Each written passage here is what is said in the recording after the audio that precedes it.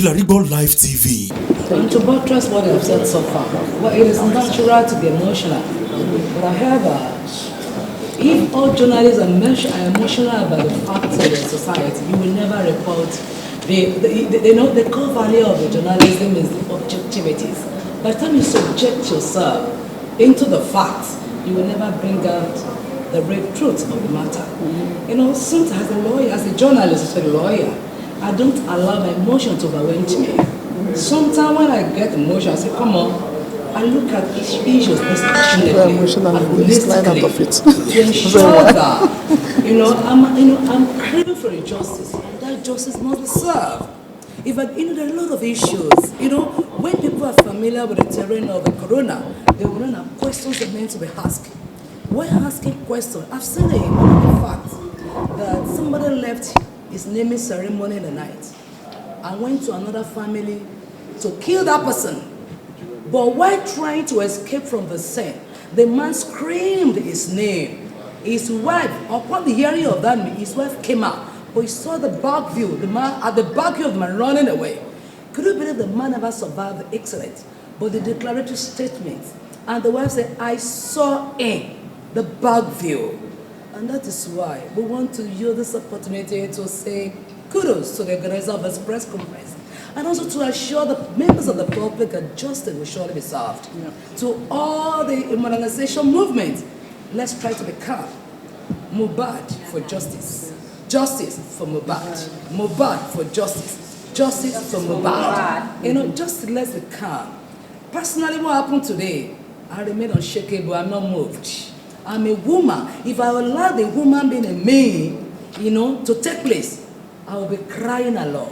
But because I want something, I want to bring the best out of that emotional, I need to reset my brain. Say, no, remember, at any time you are doing something, always put your professional faculty to make sure it is in place.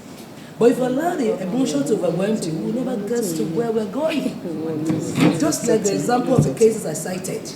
A lot of things, we've come a long way in this matter. To those who have been consistent with this matter, we know that what transpired today, that shouldn't deter us or discourage us. We must be determined to ensure and to communicate to the global world that Nigeria, I'm proud to be in Nigeria. The fact that Sudan has failed us, we must not fail ourselves. The trust begins from you and I.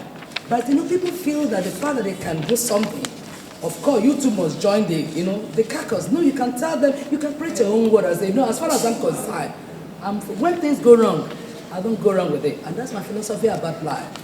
I don't care about the ox, the God of the ox. You understand? I make sure I stand for justice, I stand for what is right, and I make sure I follow the path of justice. If I don't get it, I will never look backwards. I'll keep moving. Let's keep moving until we ensure that justice is done, and it will surely be done. Thank you, Iyagani. When we say the coroner court is a court of inquiry, an independent inquirer, every fact that we get at the coroner court helps the coroner to arrive at a conclusion. So when they're talking family, talking everything, even the ones you think is nonsense that somebody is asking might just end up being the very issue that will make the coroner arrive at the conclusion.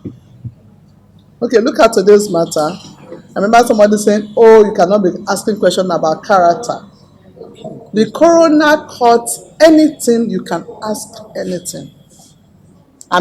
As per ask anything, because you never know where that answer will lead you to. Okay? If tomorrow, you never know, it might just be that question on character is what will now lead the coroner to think, okay, somebody said in this instance that this is, so it means we can actually look the other way and see if really that happened, something can come out of it. So any question is allowed in coroner court. We don't apply the rules of evidence and the normal court rules of court and all that. No. Okay? Every fact, no matter how silly it looks, no matter how nonsensical it looks, no matter how minute it looks, at the end of the day might just be the very key to that puzzle you are trying to solve. Does that make sense to you? Thank you. Well, if I want to come in there, like what our senior colleague said, yeah. The thing is this: every question, irrespective of how personal and emotional it sounds, leads somewhere. The coroner inquest tribunal is a fact-finding tribunal. When we are dealing with fact-finding, as much as some questions might be personal or might be tax sentimental, it's actually tailored to lead somewhere. And that is the honest truth. Yes, we understand the emotions of people. People might not be able to have. People have different emotions and have different way of handling questions and personal questions thrown to them. However, it's tailored towards one thing. We just want to assist the court in eliciting information. There are several information that would not have come out today if some personal questions were not thrown at the witnesses, and that is the honest truth. So we just have to understand that yes, in as much as we are much conscious about people's emotional intelligence, we also would not limit ourselves to questions that seem to can help and can guide the court on its fact-finding mission, and that's why I'm not. It's not unexpected. More will still happen. On the last at the last proceedings, something similar happened. Now that personal questions are being thrown, yes, it's just a matter of reactions from those persons responding. But the court has taken note of what it wants to take note of, and this will all constitute the fact that will be put together. It's a puzzle. Once you bring the fact together, it arrives at certain conclusions. So that's it. Sorry, just to add to what he said, maybe when people feel like they're attacking or coming from an angle that is being sentimental, like you said, we are all interested parties. Everybody's coming from somewhere. You have people that are coming on behalf of the father, people that are coming on behalf of the wife, people that are coming on behalf of the other people. We are on behalf of the entertainment industry. So the questions that are being through will be tailored based on the background of who they are coming on behalf of. So that is it. Maybe you see someone that is representing the father who wants to ask a question that will be beneficial because the father is interested to know. And we, representing the entertainment community, want to ask the circumstance surrounding his death and his relationship with the people in the industry as well. So I guess that is the guiding factor of every question that is being thrown at the inquest. Thank you. Okay, I want to say something. You tailored the question you said as a woman, right? Okay. As human beings, not just as a woman, as human beings, we are all emotional human beings. Hello.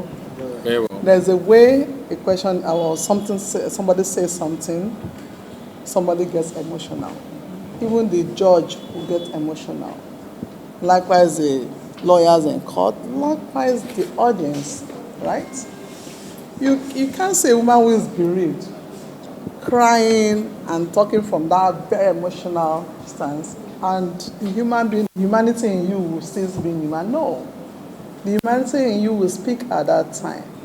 You will start trying to tilt towards, okay, maybe, am I communicating? So it's a natural thing. When you say the court was good emotional, we all, including you, am I communicating? We all got emotional in court today. Oh, were you not emotional? Very well. Except you're not human. So something in you will tell you, okay, even at the senior she was crying, this tough woman was almost crying too, because the humanity in you is still there, right? So it's a natural thing. But like I said, at the end of it all, by the time you try to solve that puzzle, you pick this, you pick that, and then at the end of the day, you weigh the whole time. Okay. It is after weighing, I say, okay, I arrive at this conclusion. But that doesn't mean because you got emotional, you're going to lose your head. At that minute, you're emotional, but after that, you think straight, right? So, Nigeria as a whole is a system where people have lost faith in the system. But I tell you what, losing faith is not the way forward. That's all. It is good to be optimistic, look forward to getting justice, and work towards getting justice. Some people get so discouraged that they don't even try to even get justice. But I tell you, justice is a four-way. I don't use the word three-way. It's a four-way traffic. Justice for the defendant, justice for the complainant, justice for the state, justice for the people. So in this instance, we are also pained. As Nigerian Bar Association, we stand for the people. And then if we say we stand, well, I wouldn't just say we stand for the whole system. We want everything to be, that's why we're for advancement of the rule of law. And for that reason, we feel that in a matter like this, we should be part of it.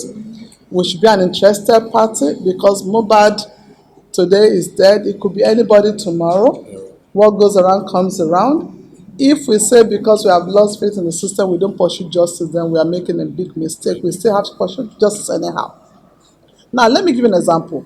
There's a rape case that happened that was in 2013. That case is still in court as we speak. Now, that case is still in court because the complainant in that case refused to give up. She was a young girl of about 17 when it happened. Now she's about 25 years old. She refused. If she had given up, that case would have been forgotten long ago.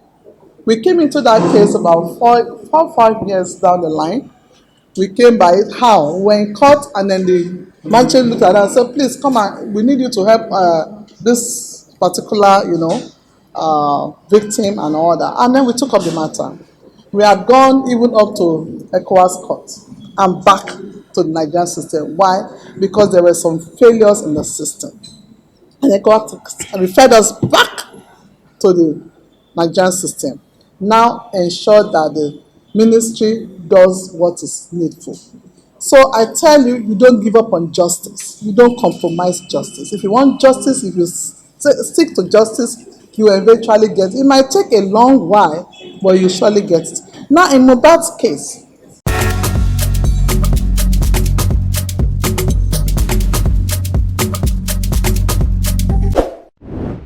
Kilarigbo Live TV, ìkànnì amúlùdún àkọ́kọ́ tó ń gbé àṣà àti ìṣẹ̀lẹ̀ Yorùbá lárugẹ. Atagbantagba lóde tagbangba ló ti pápá tó ní kí ló ní tagbangba ó ṣe. Àwọn gbàǹkọ́gbì alárinrin ètò ọ̀dọ́ wa ló sodo sí. Mo lè má lè sọ òyìnbó púpọ̀, but nínú Yorùbá tí mò ń sọ, àwọn kan yọ Yorùbá ń bẹ̀. Ṣé báwa náà kọ́ Ọlọ́run ọba ni kámú láti Kilarigbo Unlimited. Kilarigbo Unlimited ládùn ètò tí kò láfiwé. Alárakúàrà. Orí ètò Alárakúàrà ní àwàyè lórí Kilarigbo TV. Mo lo ata, tomatoes, àlùbọ́sà, ẹyin, mo lo carrot, mo dẹ̀ tún fi hot dog náà sí. Mélòó la fẹ́ kà nínú eyín adépèlé KPK kò gbọ̀kẹ̀. Kilarigbo ló ń jẹ́ bẹ́ẹ̀. Ká ṣe àkálẹ̀ àwọn ayẹyẹ lọ́nà tí ìgbàlódé léyìí tẹ́yìn ó sì gbádùn ẹ̀. Ọba sọ́yọ̀ ọ̀rọ̀ jábẹ́sì padà, ìwọ ni Olúwa wá fàyè mi ṣe ìyanu. Kilarigbo Live TV gbọ́n pa ẹ̀. Fún ìpolówó ọjà tàbí àkálẹ̀ èyíkéyìí ayẹyẹ tẹ́ bá fẹ́ ṣe ìyún